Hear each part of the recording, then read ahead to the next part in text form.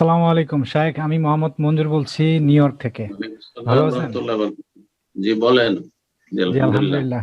আহ, আমার একটা প্রশ্ন হচ্ছে যে আমরা জানি যে মানুষ যখন বান্দার হক নষ্ট করে, আহ, সেটা আল্লাহ তাআলা ক্ষমা করেন না।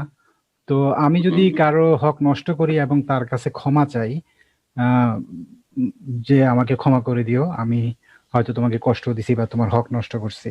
তো এখন সে জি। যদি ইন্টেনশনালি আমার এই ক্ষমাটা অ্যাকসেপ্ট না করে, আমাকে যদি ক্ষমা না করে, তাহলে আমার করণীয় কি? আর দ্বিতীয় প্রশ্নটা, না একটা দোয়া আছে যে আমার বেশ কাছের কিছু ফ্যামিলি, তারা করোনায় অসুস্থ, তাদের জন্য একটু দোয়া চাচ্ছি। জাযাকাল্লাহ। আল্লাহ শেফা দান করে, আল্লাহ সুস্থ দান করে প্রত্যেক মুমিন মুমিনাতকে, আপনার আত্মীয় স্বজন যারা আপনজন রয়েছে সবাইকে আল্লাহ যেন পূর্ণ শেফা দান করে, যারা আক্রান্ত আর যারা সুস্থ রয়েছেন ভালো মানুষ, আল্লাহ তাদেরকে যেন সুস্থ রাখেন, হেফাজতে রাখেন। যারা দুনিয়া থেকে এই করোনায় আক্রান্ত হয়ে চলে গেছেন, আল্লাহ তাদের গুনাহ খাতা মাফ করে শাহাদাতের মর্যাদা দান করে। প্রশ্নটি করেছিলেন, কি প্রশ্ন ছিল? এই জন্য দ্বিতীয় কথা বললে আগেরটি বলে যে একটু মনে আছে? আব্দুল হক ভাই একটু জি, স্মরণ করেন। না উনি এই যে কি প্রশ্ন? একজনের কাছে ওই ক্ষমা চাচ্ছিলেন। হ্যাঁ হ্যাঁ, বান্দার হক পেয়ে বান্দার গেছিল। হক আর কি, হ্যাঁ, ক্ষমা জি জি, করতেন না। কোন বান্দার হক যদি নষ্ট করেন, হুকুকুল ইবাদ, তাহলে আল্লাহ মাফ করবে না যতক্ষণ ওই ব্যক্তি মাফ না করবে। সেটা পরিশোধ করার বিষয় যদি হয়, টাকা পয়সা ধন সম্পদ বা জমি জায়গা বেমারি, তাহলে ফিরিয়ে দিতে হবে। শুধু মৌখিক মাফ চাইলে হবে না। চুরি ডাকাতি করেছে আর মৌখিক মৌখিক মাপ চাইবেন না, ওর সম্পদ ফিরিয়ে দিতে হবে। আর তারপরে তার কাছ থেকে ক্ষমা চাইতে হবে। আর যদি সেটা ধন সম্পদের বিষয় না হয়, অন্য ক্ষেত্রে হয়, তাহলে ক্ষমা চাইতে হবে।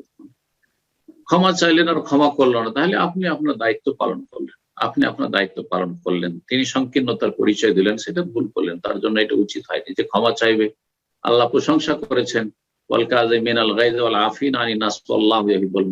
যারা নিজের রাগকে সংবরণ করতে পারে, আর মানুষকে মাফ করতে পারে, মাফ করে, এরাই হচ্ছে সৎকর্মশীল নিষ্ঠাবান। আল্লাহ ইউহিব্বুল মুহসিনিন, আল্লাহ ওদেরকে ভালোবাসেন।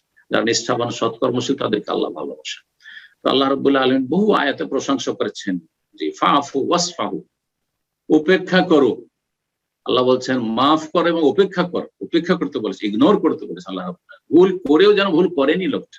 জি। এইভাবে আল্লাহ তুহিব্বুনা ইয়াগফিরাল্লাহু লাকুম, তোমরা কি চাও না যে আল্লাহ তোমাকে মাফ করে? তুমি যদি কাউকে মাফ করো, আল্লাহ তোমাকে মাফ করে দিবেন, চাও না? এইভাবে আল্লাহ বলছেন। আবু বকর সিদ্দিক রাদিয়াল্লাহু তাআলা, যে আয়াতটি তার সম্পর্কে নাযিল হয়েছিল। তো যাই হোক, যদি কেউ মাফ না করে, সেটা তার ইমানের দুর্বলতা এবং দিন সম্পর্কে হয়তো জ্ঞানের স্বল্পতা। না হলে মাফ করে দিলে কিন্তু সে বেশি পেত। মাফ করে দিলে আল্লাহর পক্ষ থেকে আরো বেশি পেত, দুনিয়া আখিরাতে অনেক বেশি পেত। যে মাফ করে সে ক্ষতিগ্রস্ত নয়। কিন্তু আমাদের সমাজের লোকেরা মনে করে যে মাফ করে দিলে সে কাপুরুষ হয়ে গেল। না না না, যে মাফ করলো সে দুনিয়াতে সম্মান পেল এবং আখিরাতে তার জন্য মহাপুরস্কার পেয়েছে। আপনার নেকি থেকে কেটে নেবে না, কিন্তু তার চেয়ে তো অনেক বেশি আল্লাহ তাকে দিয়ে। কিন্তু এই বিষয়গুলো তো জানতে হবে, না জানলে তো কাজ হবে না। আর জানার পরে তো মানার মতো মন মানসিকতা হইতে হবে। আল্লাহ যেন তৌফিক দান করে। যদি কেউ মাফ না করে, তাহলে আপনি আপনার দায়িত্ব পালন করেন, ভালোভাবে মাফ চাইবেন। আর যদি মাফ না করে, তাহলে আল্লাহ রাব্বুল আলামিনের কাছে আপনি মাফ চাইতে থাকবেন। আর তার যদি হক নষ্ট করেছেন, ধরেন গীবত করেছেন, এখন তার সুনাম করবেন। তার তো ভালো দিক আছে, সুনাম করবেন। তার উপরে যদি কোনো অপবাদ দিয়ে থাকেন, তাহলে তার সেই অপবাদটা যেন হালকা করার চেষ্টা করবেন এবং তার পজিটিভ দিকগুলি তুলে ধরার চেষ্টা করবেন। যেই যেই লোকজনের সামনে আপনি বদনাম করে, তাদের সামনে তার প্রশংসা করবেন এবং নিজের ভুল ত্রুটির উপর অনতপ্ত লজ্জিত হবেন। ইনশাআল্লাহ আল্লাহ তাআলা মাফ করে দেবেন এবং কিয়ামতের দিনে ওই ব্যক্তিকে আল্লাহ রাজি করে দেবেন। কিয়ামতে আল্লাহ রাব্বুল তাকে পুরস্কার দিয়ে রাজি করে দেবেন ইনশাআল্লাহ। জি।